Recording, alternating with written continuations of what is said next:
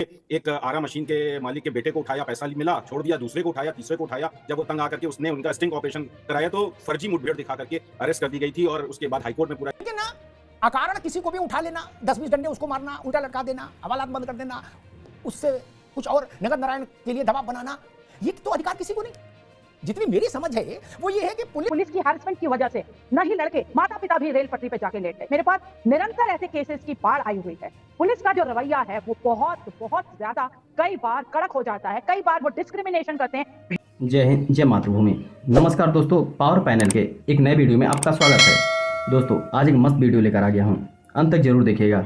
दोस्तों आज की डिबेट बहुत शानदार होने वाली है, वीडियो को अंत तक जरूर देखना। एंड डिबेट के बारे में आपकी क्या राय है कमेंट में जरूर बताना। चलिए शुरू करते हैं। लोगों को उठाना चालू कर दिया था, उसी के चलते एक आरा मशीन के मालिक के बेटे को उठाया, पैसा मिला, छोड़ दिया, दूसरे को उठाया, तीसरे को उठाया। जब वो तंग आकर के उसने उनका स्टिंग ऑपरेशन कराया तो फर्जी मुठभेड़ दिखा करके अरेस्ट कर दी गई थी और उसके बाद हाईकोर्ट में पूरा जब मामला पहुंचा तो जा करके दोषियों पे कार्रवाई हुई और पूरी इस तरह के झूठे मुकदमे खत्म हुए। तो जो बद इंतजामी है, जिस तरह से एक जो अनदेखी होती है, क्या जितने प्रभावशाली, जितने बड़े ओहदे के ऑफिसर होते हैं, क्या उनको पता नहीं है कि उनका सबॉर्डिनेट जिले में या इलाके में क्या कर रहा है? लेकिन लॉ एंड ऑर्डर एक नाम ऐसी चीज चल गई है कि उसके नाम पे बड़ी से बड़ी छूट प्रदान कर दी जाती है शीर्ष के अधिकारियों के द्वारा कि हमको ये करना पड़ता है। कोई एक अपराध हो तो जिसको चाहेंगे उठा करके थाने में बैठा दिया जाता है। चंद दिन पहले की थाना लखनऊ के अमीनाबाद की घटना है कि किसी एक व्यक्ति ने किराएदारी को लेकर के पुलिस में शिकायत की, जो उनकी पहुंच थी, उसके चलते उस व्यक्ति को सुबह से लेकर रात तक थाने में बैठाए रखा गया। किस लिए बैठाया? किसके ऑर्डर से क्राइम के तहत आपने किसी व्यक्ति को डिटेन किया? ये आम बात है और घंटों आप थाने में लोगों को बैठा के कई दिनों तक रखते हैं। मैं आता हूं दोबारा पर। सुधीर जैन साहब भी हमारे साथ जुड़ गए। सुधीर जैन जी का भी बहुत स्वागत है। ये आम शिकायत है लोगों को कि जितने अधिकार कानून ने दिए हैं पुलिस को, बहुधा उनसे कई गुना ज्यादा अधिकारों को एक्सरसाइज कर लेते हैं दरोगा। जो नहीं दिए वो अधिकार भी वो अपने हाथ में लेके एक्सरसाइज कर लेते हैं। मैं कानून का जानकार नहीं, बरखत रेन के आपके पास आऊंगा, फिर सुधीर जी के पास जाऊंगा कि लेकिन ना अकारण किसी को भी उठा लेना, 10-20 डंडे उसको मारना, उल्टा लटका देना, हवालात बंद कर देना, उससे कुछ और नगद नारायण के लिए दबाव बनाना, ये तो अधिकार किसी को नहीं। जितनी मेरी समझ है वो ये है कि पुलिस न्याय तंत्र और अपराधी के बीच का हिस्सा है। अपराधी को पकड़िए, न्याय तंत्र के सामने पेश करिए, बस फिर फैसला अदालत पर छोड़िए, इजलास पर छोड़िए। ये ऐसी स्थितियां कोई जान दे दे और दो लोग एक ही परिवार के जान दे दे, आप सोचिए पीड़ा कितनी घनीभूत रही होगी उनके मना पटल पर। बरकत रेन। अमिताभ जी, बहुत ही संवेदनशील ये वाकया है और यहाँ पर दो बेटों ने जो आत्महत्या कर ली है, ये शर्मसार करती है कि हम 21वीं सदी में रहते हैं। आज भी अपराधी को पकड़ने के बजाय हम आम जनता को परेशान कर रहे हैं। कितना दुखद है। उस माँ से पूछिए, उस पिता से पूछिए जिनके वो बेटे थे। और ना ये पहला केस है, ना ये आखिरी केस है। मैं ऐसे बहुत सारे हजारों केसेस से डील कर चुकी हूँ जहां पे पुलिस की हैरेसमेंट की वजह से न ही लड़के, माता पिता भी रेल पटरी पे जाके लेट गए। मेरे पास निरंतर ऐसे केसेस की बाढ़ आई हुई है।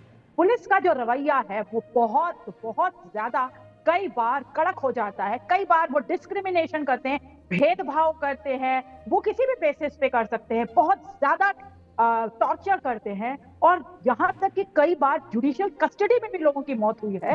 मैंने वो वाले भी केसेस देखे हुए हैं। तो ये गलत है। पुलिस रिफॉर्म्स की बहुत ज्यादा जरूरत है हमारे देश में, लेकिन लगातार ये सवाल तो बहुत बार उठता रहा है, डिस्कशन भी होता रहा है। आप जैसे महानुभाव इसके ऊपर काफी चर्चा करते रहे हैं, लेकिन क्या आज भी पुलिस रिफॉर्म्स हो पाए हैं?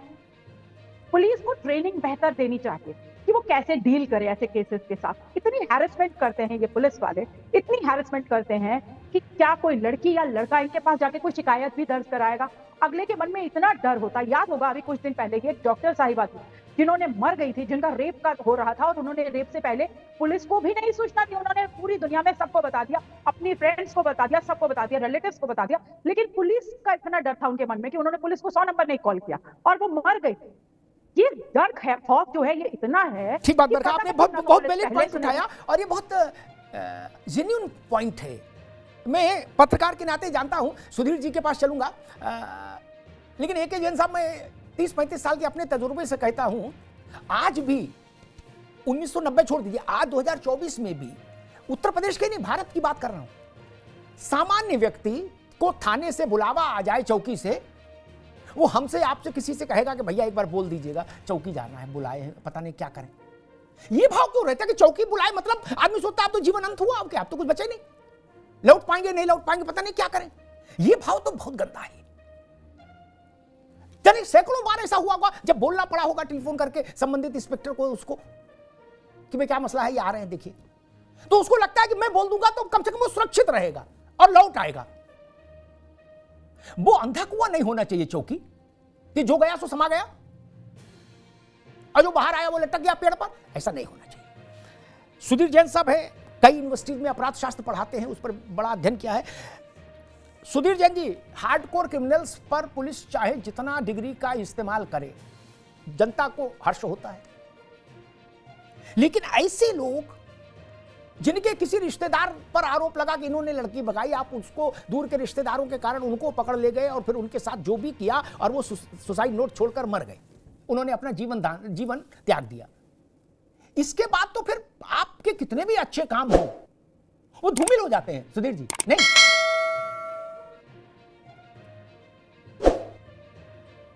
सुधीर जी अनम्यूट करिए इसको जी।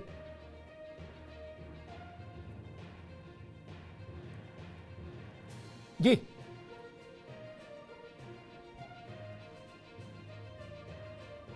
भाई सुधीर जी अभी भी आया नहीं, बात खैर। जैन साहब, एक ही जैन साहब, मैं आपके पास आता हूं। सुधीर जी को कुछ तकनीकी समस्या, लाख अच्छे काम को पर पर्दा डाल देता है एक बुरा कृत्य।